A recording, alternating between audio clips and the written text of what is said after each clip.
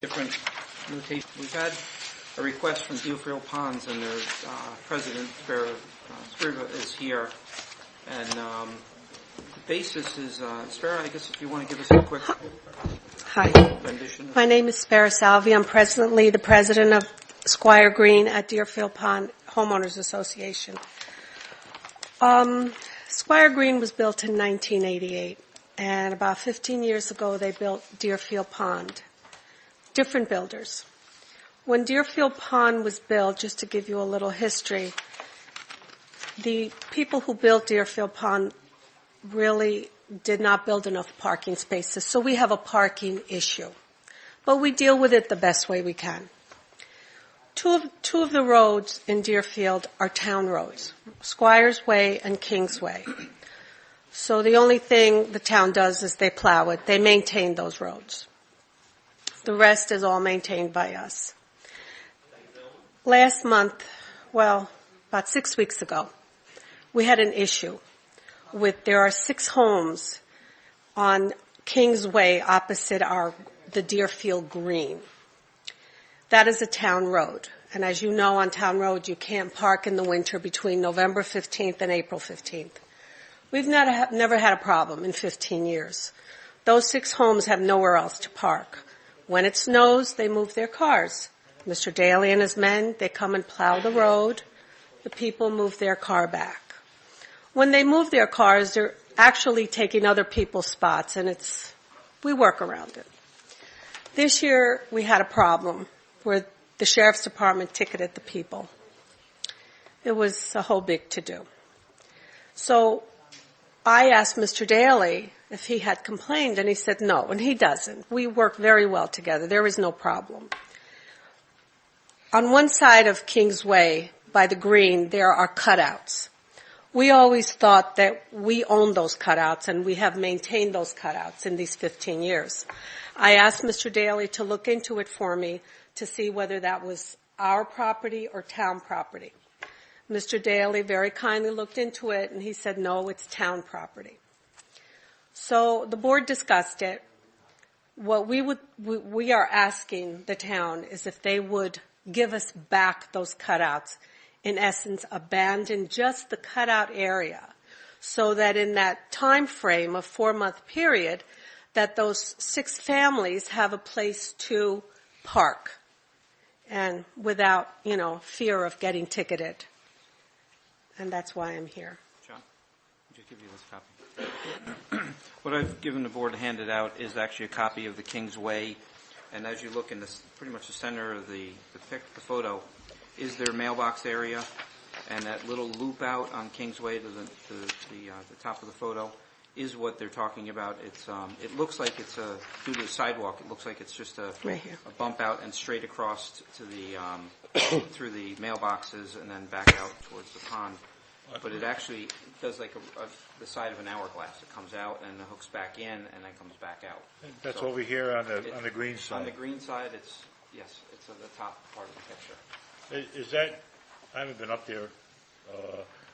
Is that elevation there of that pump out area the same elevation as that green common area? You know? No, I would say is that the same elevation? Could road. That pump out area be expanded into that common area? Can we go into there? Yes, we could. It's the street, and then the grassy area is about that far up. Could we go into that? And yes, and we have discussed that, and people don't really want to see a parking lot there. What happens is there was supposed to be another parking lot where these six homes are situated in the back. In the back with the garages. That was supposed to be garages back there. Yes, well, they shortchanged us garages. They shortchanged us landscaping, parking spaces, a lot of things. Because I believe they were designed with garages, and right. You had parking in front of the garages. And there was parking. There was a little parking lot in back of these homes. Before they left the area, they got rid of the parking lot and put grass in there. So we are very short on parking spaces. And like I said, we haven't had a problem in 15 years. This problem occurred about 6-7 weeks ago, actually Christmas Eve. And so now we don't want to have this problem. We don't want to have the sheriff's department come and ticket our residents. and they came because they got a complaint. So it's not like they're looking to ticket us either, Well, it's also safety concerns too. If there's an emergency through there, and if the cars are parked on the road, then the fire trucks can't get through and everything. No, they can get through. There's. Well, you never know. It's a town. I understand. Listen, I understand town law. You can't park on town streets during the winter. They have to plow, and we understand that. So, John, would you like to address any of your concerns or your feelings on this? Yeah, I'm well aware of this whole thing, and I spoke with David. I took the supervisor there to look at it. I certainly don't have any problem with abandoning it back to them. I can't see any future need for the town highway because this is very unique. We don't have this along any other road. It's like another lane off the side of our road. So And you currently plow it now, John, that area? No. Or no? actually, no, we don't. No, we do it. Okay. We never have. We thought it was ours, so Right. we've been plowing it and maintaining it. I wonder how much land, it's a tiny piece of... It's from the cutout. It would actually just fit the width of a car. That's about it. The Maybe width of a car. 6 feet. 6 It's feet. probably Park length 8 wise, feet. not- It's It probably might be 8 feet. It's enough to 18. park a car and Yeah. a little bit extra, and then it's the length, and you're talking a few hundred feet in length. But one of the issues is, and I talked to Sparrow this afternoon or early this evening about it. When I talked with council with Terry about this, Terry said abandoning the property is not a big, arduous task, but the town has done it in the past. They've actually abandoned the town road back to some residents. But in this case, it is unique that the fact that there needs to be a delineation, a direct delineation of this property. So he's requiring that we get a meets and bounds done, and that's going to be done by a surveyor. So Terry's feeling, my feeling, and John, what we discussed today was we'd have to really ask the people who are requesting this to pay for a survey to be done and get meets and bounds of this done. So there's two ways you can do it. You could either set up an escrow account and the town could have it done, or you could produce the meets and bounds and then have our engineer just review it and just make sure it's correct.